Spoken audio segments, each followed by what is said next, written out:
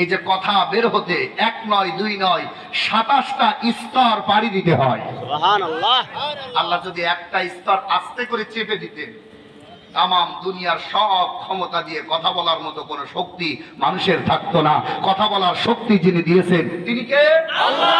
আরো জোরে, আরো জোরে। আল্লাহ তুমি আমাদের জবানকে কবুল করে নাও। জবান খুলে আরেকটা বার 17 বছরের খাজনা আদায় করে বলেন আল্লাহু আকবার। আমরা 17 বছর আল্লাহকে ভালোভাবে ডাকতে পারি নাই। জোরে যখন ডেকেছি জঙ্গিবাজ মৌলবাদ এমনকি অন্য দলের ট্যাগ লাগায় আমাদেরকে কারারুদ্ধ করা হয়েছে। আপনারা জানেন মুফতি আমির হামজার জীবন থেকে তিনটা বছর ওরা কেড়ে নিয়েছে কারাদণ্ড। কথা বলেন না কেন ভাই?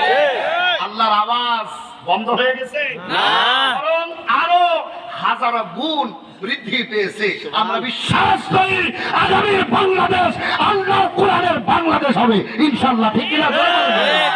এই বিশ্বাস আপনাদের আছে? কাদের কাদের আছে দেখি? এই হাত তুলে নিকটটা দেখেন তো। আল্লাহু আকবার।